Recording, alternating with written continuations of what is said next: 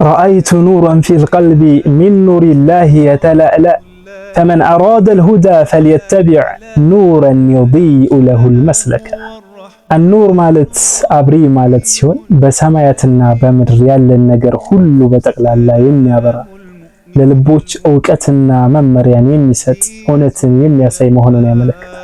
አላህ ሱብሓነሁ ወተዓላ በተከበረ ቃሉ ላይ በሱራ አልበቀራ ላይ ምን ይላል? አላሁ ወልዩ ለዚነ አመኑ ዩኽሪጁሁም ሚነል ዙሉማቲ ኢለን ኑር።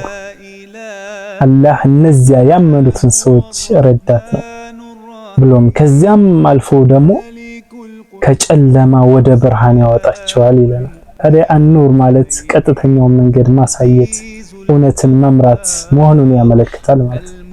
አላህ ሱብሓነሁ ወተዓላ በሚፈልገው መልኩ ዕውቀትን በማንበብ በመመራመር በማጥናት በተለይ ደግሞ ቁርአንን በተለይ ደግሞ በዚህ ወር ትኩረት ልንሰጠው ይገባል ማለት ነው።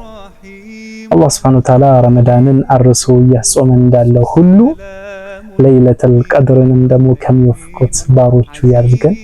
ሰላሙ አለይኩም ወራህመቱላሂ ወበረካቱ።